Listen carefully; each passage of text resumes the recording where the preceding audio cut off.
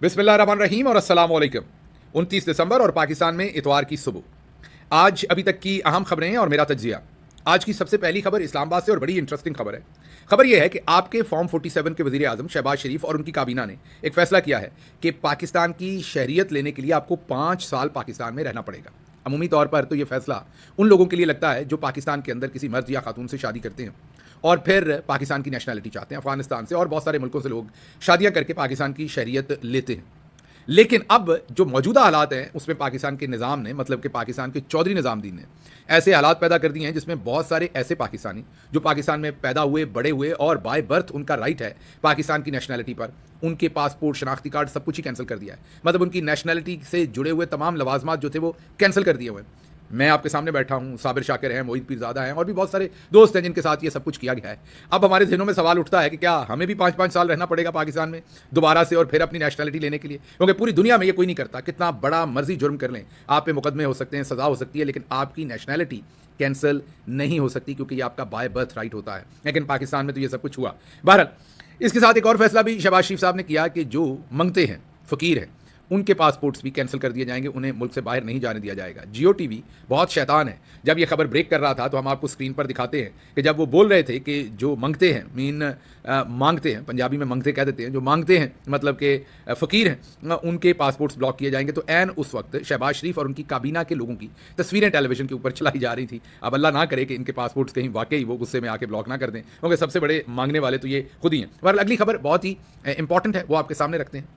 वो खबर है पाकिस्तान की जो मिलिट्री की टॉप लीडरशिप है उनकी हाल ही में एक मीटिंग हुई है। ये खबर इससे पहले बहुत सारे दोस्त जो है वो ब्रेक कर चुके हैं। हम इस खबर की तफसील जानना चाह रहे थे और हमारे पास जो हमारे सोर्स थे उनसे कंफर्मेशन नहीं आ रही थी और मेरा आपसे वादा है कि विदाउट कंफर्मेशन हम आपके सामने खबर नहीं रखते।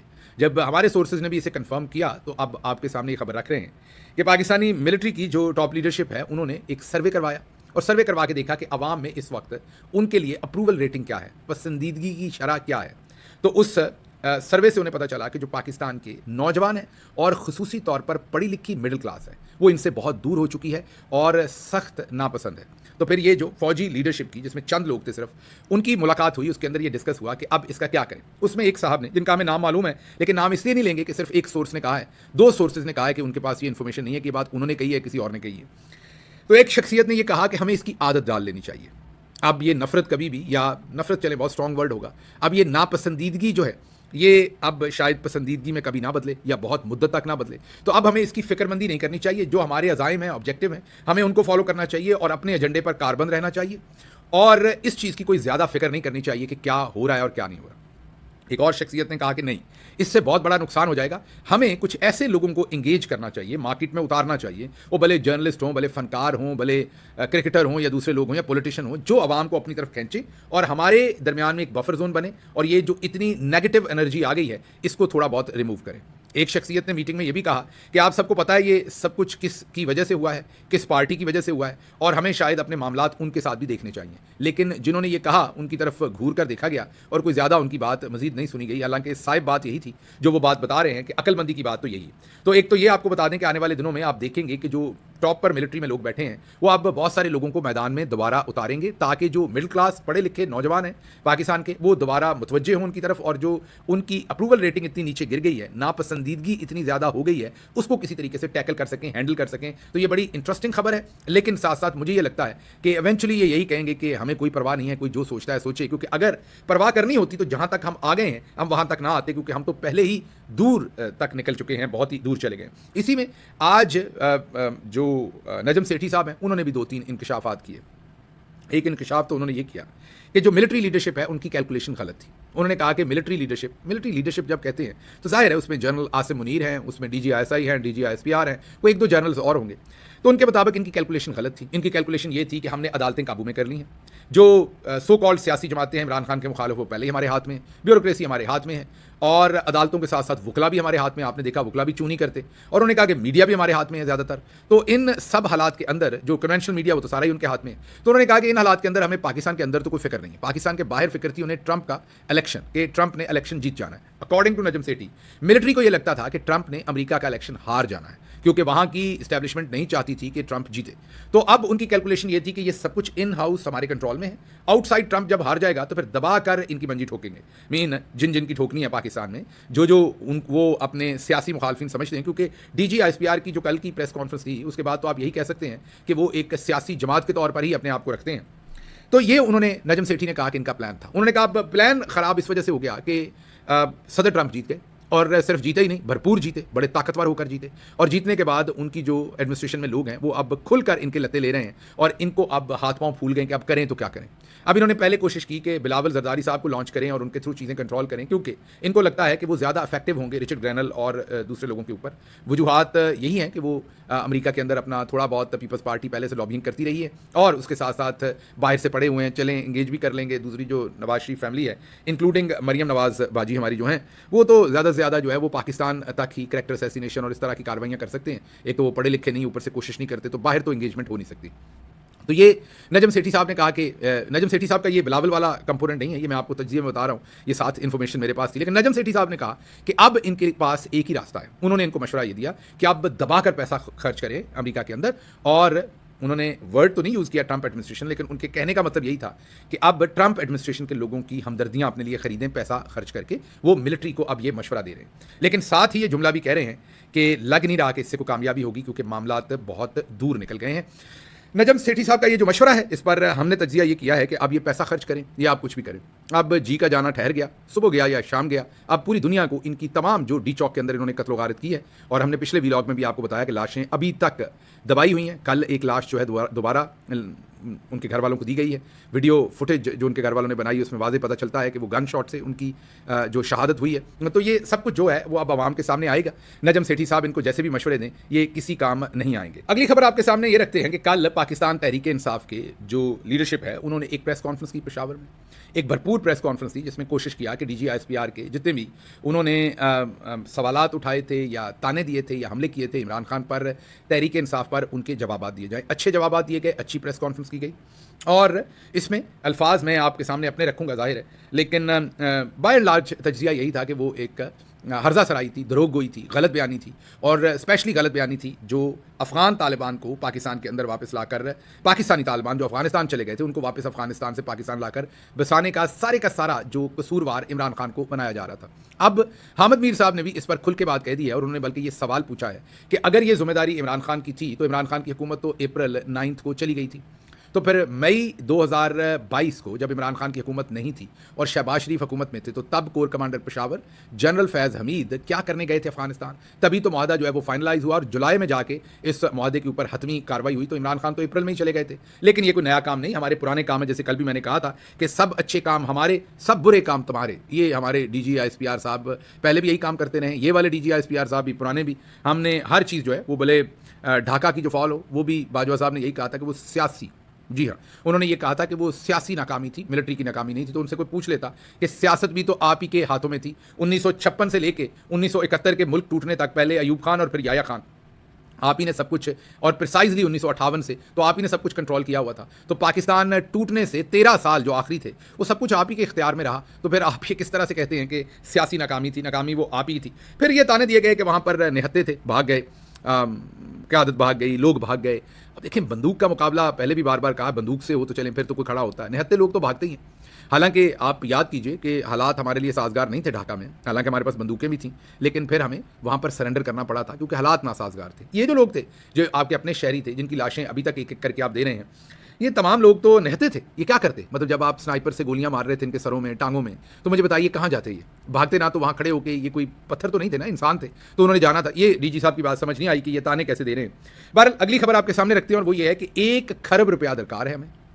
जो IMF के साथ हमने मुआहदा किया था, उसके मुताबिक हमने 1 खरब रुपया जो है वो जमा करना था, और वो हमने कम खर्च करना था। अब उसका डेफिसिट है 1 खरब, अरब नहीं, 1 खरब रुपए का डेफिसिट है IMF के साथ किए हुए मुआहदे के मुताबिक। और दिन रह गए हैं सिर्फ अब 2, 29 आज है, 30 और 31। तो ये अब 1 खरब में थोड़ा सा इजाफा ही हो जाएगा, थोड़ा सा होगा, ज़्यादा नहीं, कमी तो हो नहीं सकती। तो ऐसे हालात में अब आप खुद ही बताइए कि IMF भी, मुझे लगता है कि आने वाले दिनों में शायद फिर पाकिस्तान के ऊपर हालात तंग करे। पहले ही रिचर्ड ग्रैनल उनको टैग करना शुरू हो गए हैं, तो अगर IMF से भी पैसे ना मिले तो फिर इनका क्या बनेगा। अगली खबर ले लीजिए।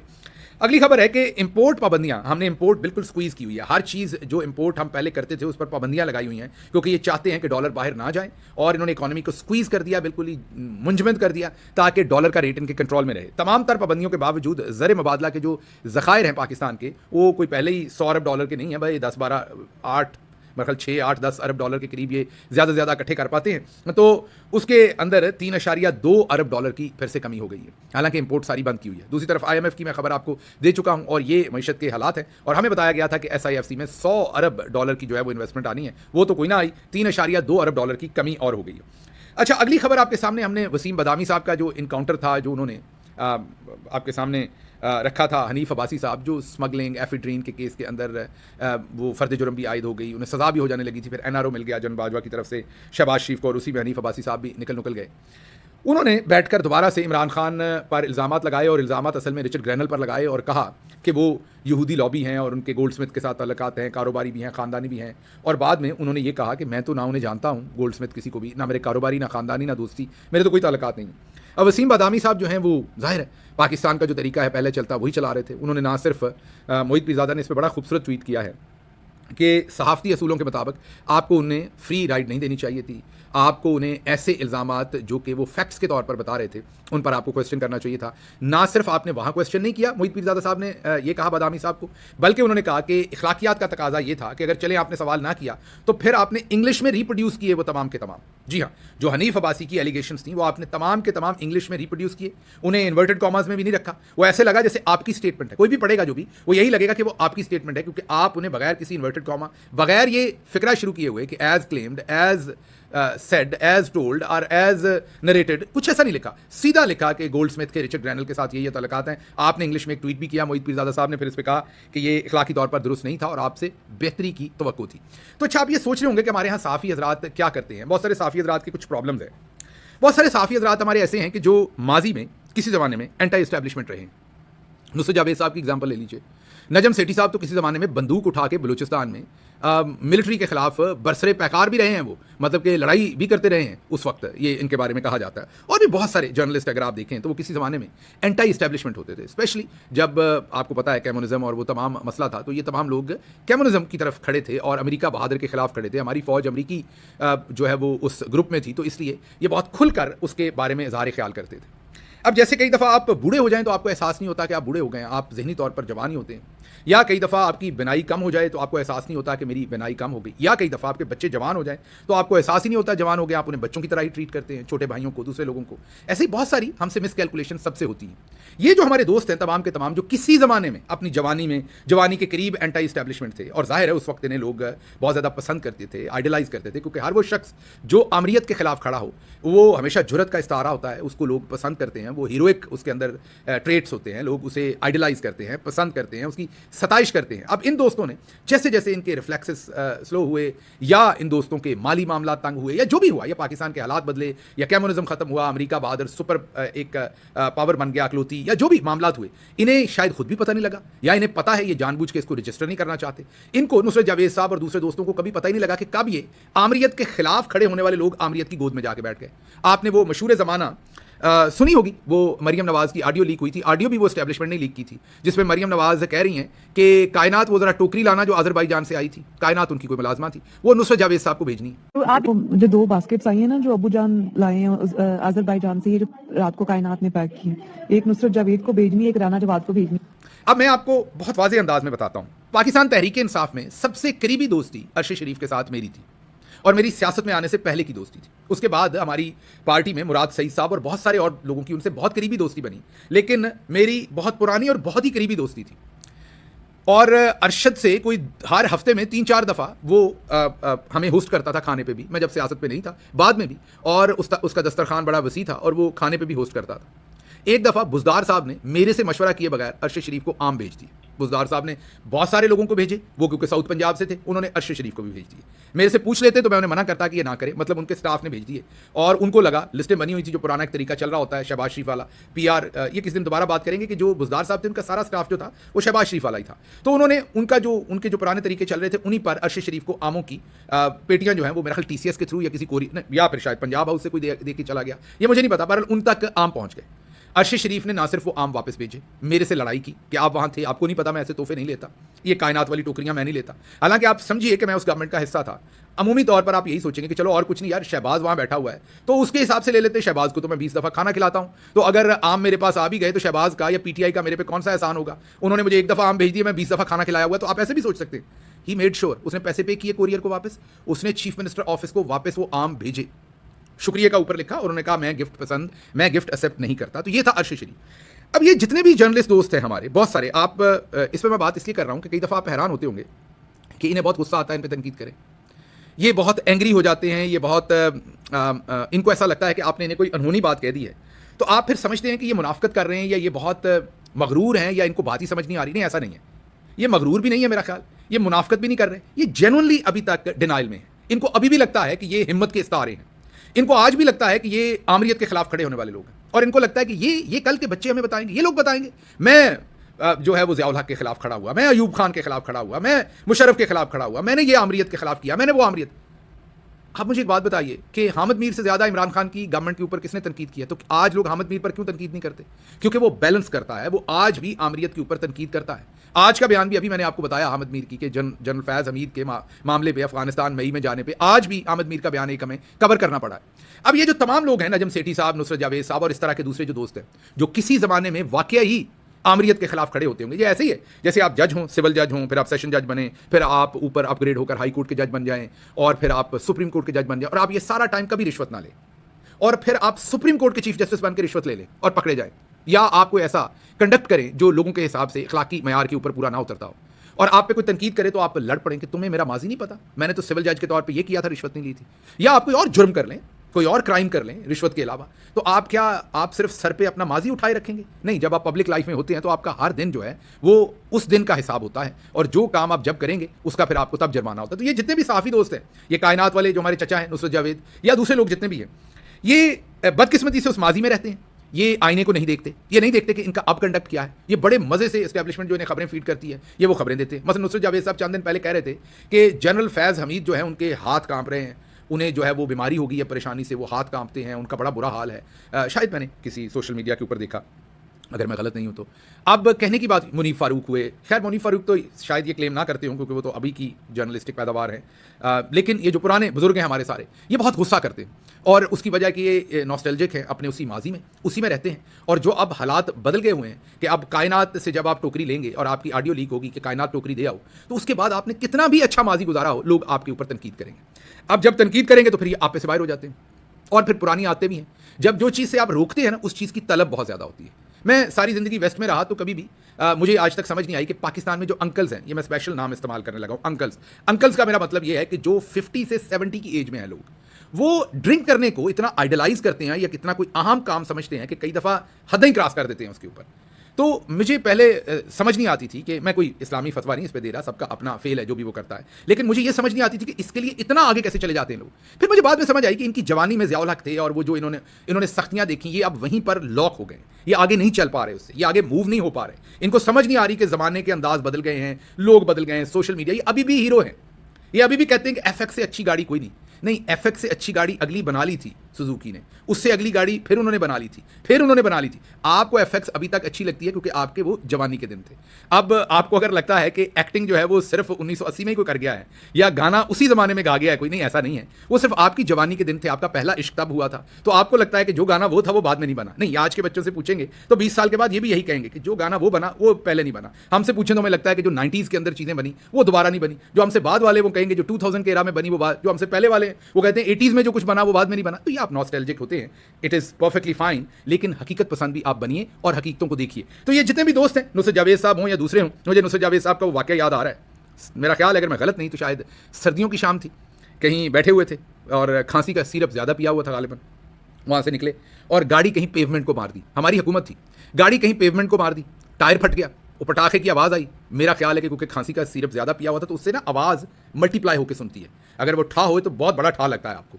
तो इन्होंने मेरा ख्याल अंदर से ही फ़ोन पे कहीं बीपर दे दिया कि मुझ पर फायरिंग की गई है और मुझे कत्ल करवाने की कोशिश की गई है। और उस वक्त रात के उस माहौल में, वो जो माहौल था उस माहौल में कह दिया कि प्राइम मिनिस्टर इमरान खान ने मुझे कत्ल करवाने की कोशिश की है। कायनात चाचा ने ये कह दिया। अब अगले दिन फिर जब हालात नॉर्मल हुए तो फिर इन्होंने परसू नहीं किया, ना इमरान खान के बारे में कोई ऐसा बयान दिया, ना कोई परसू किया। तो अब ये हालात है। जब अब हम आपको ऐसे सारे हालात में देखेंगे तो इसमें कोई शक नहीं कि आप माजी में वाकई 1984 में शायद आपने इंडियन इलेक्शन भी कवर किया था, आपने बहुत मोतबर बहुत सारे लोगों ने रिपोर्टिंग की हुई है और हम उसका बड़ा एहतराम करते हैं। लेकिन अब हमारे आइडियल अरशद शरीफ जैसे हैं, हमारे आइडियल आज और बहुत सारे ऐसे लोग हैं जो आज भी खड़े हैं आमरीत के खिलाफ। ऐसा नहीं कि आपसे हमारा कोई पर्सनल, मुझे बताइए पर्सनल हमारा आपसे क्या है? हम कोई आपका खुदा न खास्ता आपसे कोई बदला लेना है या आपके एहतराम में कोई कमी करके हमें बड़ी खुशी होती है, नहीं ऐसा नहीं है। लेकिन मसला सिर्फ ये है कि आप नहीं निकल पा रहे कि जो आपके हालात थे माजी के और आज के, आपको समझ नहीं आ रही कि ज़माना बदल गया है, आपको बदलना पड़ना है। या तो आपको अब ये मानना पड़ना है कि आप आमरीत के साथ जाके खड़े हो गए, तो फिर आमरीत के साथ लोगों को तो हीरोइक वेलकम और रिसेप्शन और इज्जत नहीं मिलती। और अगर आप ये कहेंगे कि हाँ मैं आमरीत के साथ नहीं, मसलन पीपल्स पार्टी ने भी जुल्म देखा हुआ है, भुट्टो साहब को फांसी हुई उस वक्त जुल्म देखा हुआ है पीपल्स पार्टी ने। और आपने देखा होगा रज़ा रब्बानी साहब भी बहुत देर इसी नॉस्टैल्जिक रहे, और वो भी जब तकरीरें करते थे तो आवाम कनेक्ट नहीं होती थी उन तकरीरों से, क्योंकि उनके कॉल और फेल में तजाद था। तकरीरें वो वही करते थे, भुट्टो साहब के ज़माने में जो जुल्म हुआ था वहीं खड़े थे आमरीत के खिलाफ, कर वो है नारो रहे थे आमरीत के साथ। ये ऐसा ही है जैसे कल को आज जैसे इमरान खान डटे हुए हैं और सब कुछ, कल को तहरीक इंसाफ की हुकूमत बने और हम दोबारा तमाम ऐसे काम करें जो आज हम कर रहे हैं, बहादुरी वाले, दलेरी वाले और अवाम को फायदे वाले, तो अवाम इज्जत करेगी। लेकिन अगर हम करप्शन करना शुरू कर दें शरीफों की तरह, तो अवाम वही सलूक करेगी हमारे साथ जो शरीफों के साथ करती है। ये तो नहीं हो सकता ना कि करप्शन मरियम नवाज करें तो अवाम बुरा कहें, और अगर करप्शन जो कोई इमरान खान की गवर्नमेंट में करेगा तो अवाम अच्छा कहेंगे। नहीं, अवाम आपके कंडक्ट के ऊपर आपकी इज्जत का फैसला करेंगे। अगर आपका कंडक्ट बुरा होगा तो अवाम आपको बुरा कहेंगे। तो वीलॉग थोड़ा लंबा हो गया, मैं सिर्फ यही कहूंगा कि ये तमाम जो हमारे सीनियर जर्नलिस्ट हैं, हम आपके उस इरा का जरूर एहतराम करते हैं जिसमें आपने अच्छा काम किया था। आप आज करेंगे, आपका दोबारा एहतराम करेंगे। लेकिन आज आपका जो आज कंडक्ट है वो माजरत के साथ वो हीरोइक नहीं है। आज आप कायनात वाली टोकरी के अंदर बैठे हुए हैं, तो जब तक आप कायनात वाली टोकरी में बैठे होंगे तो हमारी आपके ऊपर तनकीद भी होनी है, क्रिटिसिज्म भी होना है, फिर उसको बर्दाश्त कीजिए। नहीं बर्दाश्त करना, टोकरी में से निकलिए और खुलकर बात कीजिए। खुलकर जब आप बात करेंगे तो असद तूर क्या हमारा बड़ा सपोर्टर था? असद तूर ने जितनी हम पर तनकीद की है किस पे की होगी? हम आज उसको क्यों अच्छा कह रहे हैं? क्योंकि आज वो सही जगह पे खड़ा है। और मैं आपको आज ही बता देता हूं, कल हमारी हुकूमत हुई तो असद तूर ने दोबारा हम पर तनकीद करनी, मतियुल्लाह जान ने दोबारा, अहमद मीर ने दोबारा हम पर तनकीद करनी है। तो ठीक है, उनका हक है, वो तब तनकीद करें। तो आप लोग जरा एक दफ़ा रीअसेस कीजिए मेहरबानी करके। अब ऐसा नहीं हो सकता कि अबसार आलम, नजम सेठी, ऐसे तमाम लोग जो है फहद हुसैन या हुकूमतों के हिस्से बने, फ़ायदे लें और उसके बाद ये अपने आप को इंडिपेंडेंट जर्नलिस्ट भी कहलवाएं। ये ऐसा मुमकिन नहीं है। मुझे यहाँ से इजाज़त दीजिए। अल्लाह आपका हामी और नासिर हो। पाकिस्तान जिंदाबाद।